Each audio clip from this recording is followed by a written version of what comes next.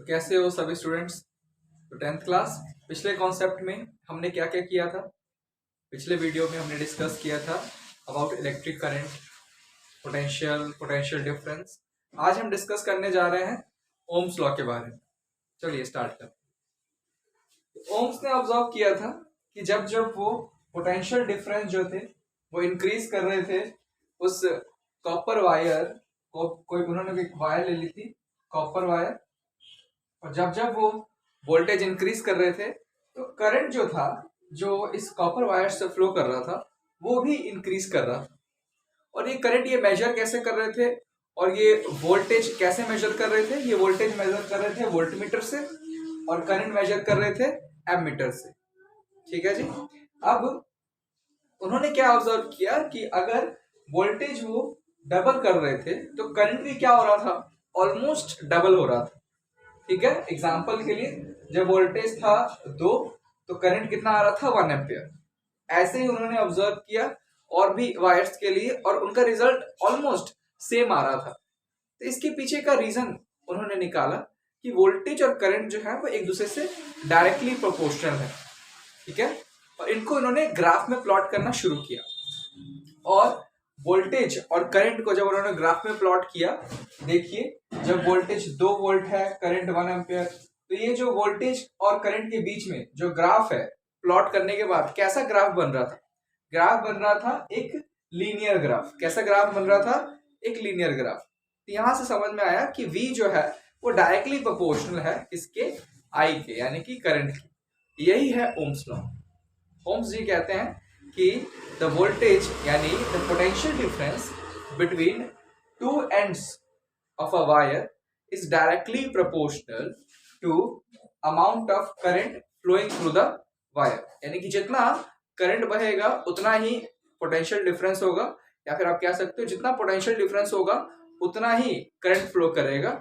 और ये जो है वो दोनों के दोनों आपस में क्या है, डायरेक्टली प्रोपोर्शनल। यानी कि यहाँ पे पोटेंशियल डिफरेंस डायरेक्टली प्रोपोर्शनल है करंट के। ठीक है, तो जब भी आपको ओम्स लॉ का क्वेश्चन आए तो याद रखना आपने ये ग्राफ जरूर बनाना है। उसके लिए आप सबसे पहले V और I जो है उनके कुछ वैल्यूज ले लोगे और उन वैल्यूज को आप प्लॉट करोगे ग्राफ के ऊपर। और याद रखिएगा हमेशा ग्राफ कैसा बनना चाहिए, एक लाइन ग्राफ बनना चाहिए, एकदम एक लाइन बननी चाहिए जो ओरिजिन से पास कर रही हो। ठीक है, क्लियर है आपको ये चीज।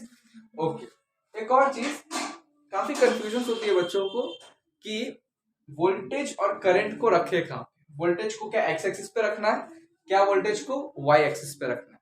हमेशा आप याद रखिएगा कि जो चीज कंट्रोलेबल है, यानी कि एक्सपेरिमेंट में जो चीज जिसकी वैल्यू हम अपनी तरफ से रेगुलेट कर सकते हैं उन वैल्यूज को हम एक्स एक्सिस पे रखते हैं। यहाँ पर पोटेंशियल जो डिफरेंस है वो हम चेंज कर सकते हैं, इंक्रीज और डिक्रीज कर सकते हैं।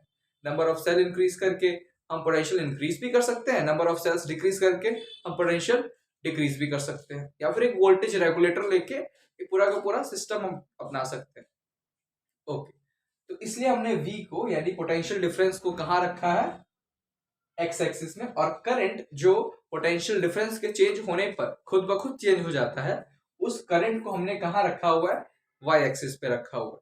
ठीक है, तो जरा देख लेते हैं कि रिलेशन मैथमेटिकली ये दिखता कैसा है। तो उन्होंने ऑब्जर्व किया था V और I के बीच में रिलेशन।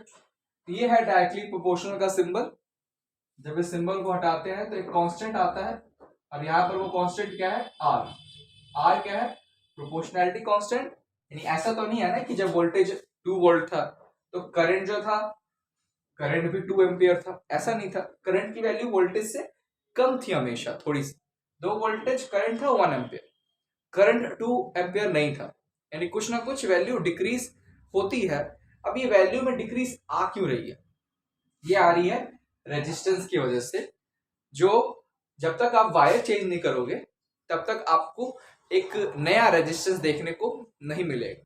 यानी कि जब तक वायर सेम हो वो एक ही तरह का रेजिस्टेंस ऑफर करेगा, डिफरेंट वोल्टेज पे डिफरेंट करंट की वैल्यूज देगा। तो यहाँ पर R क्या है, हमारा प्रोपोर्शनैलिटी कांस्टेंट, इसी को हम क्या बोलते हैं, रेजिस्टेंस। ठीक है, अगर हम R का रिलेशन निकालना चाहते हैं V और I के हिसाब से, तो वो रिलेशन क्या होगा, मल्टीप्लाई का आई दूसरी तरफ जाके डिवाइड का आई, यानी कि हम आर निकाल सकते हैं पोटेंशियल डिफरेंस और करंट को मेजर करके, यानी पोटेंशियल डिफरेंस और करंट को हम डिवाइड करके रेजिस्टेंस निकाल सकते हैं कि वो जो भी वायर है, जो भी सब्सटेंस है, वो कितना असल में रेजिस्टेंस ऑफर कर रही है।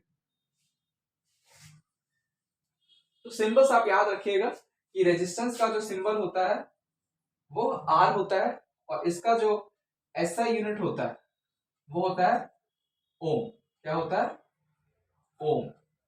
और इस ओम का जो सिंबल है वो है कुछ इस तरह से, ये है एक ग्रीक लेटर, ठीक है, जैसे हमारे यहाँ पे एबीसीडी होती है, वैसे ग्रीक में अल्फा बीटा गामा, उनमें से एक लेटर है ओम लेटर, ठीक है। क्या रेजिस्टेंस का हम कोई और यूनिट बना सकते हैं? बिल्कुल बना सकते हैं। देखिए जी, रेजिस्टेंस जो है हम वोल्टेज और करंट को डिवाइड करके निकालते हैं।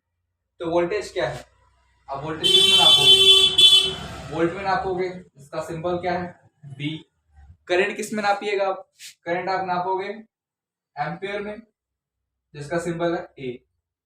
तो यहाँ पे रेजिस्टेंस का ऐसा यूनिट क्या बन गया, ओम के अलावा, यानी ओम की जगह पर और क्या लिख सकते हैं, वोल्ट पर एम्पियर, वोल्ट पर एम्पियर। याद रखिएगा कि वोल्ट पर एम्पियर, इसी को हम कहते हैं ओम। क्या कहते हैं, ओम कहते हैं। ओम्स लॉ की आपको स्टेटमेंट बता दी जाती है, तो ओम्स लॉ की स्टेटमेंट आपको बता देते हैं। A potential difference is created between the ends of the wire. Amount of current flowing through is directly proportional to it. Conditions ये होती हैं कि टेम्परेचर कांस्टेंट होना चाहिए। अच्छा, पैकेट्स पे कई जगह पे कुछ ऑफर्स पे लिखा होता है ना, टर्म्स एंड कंडीशन अप्लाइड, एक छोटा सा स्टार होता है TNC अप्लाइड, और उस स्टार को हम मिस कर देते हैं। वैसे ही इस ओम्स लॉ में भी एक छोटा सा स्टार है कि टेम्परेचर कांस्टेंट होना चाहिए। क्यों? कि टेम्परेचर अगर चेंज होगा, रेजिस्टेंस में कुछ ना कुछ फर्क पड़ेगा।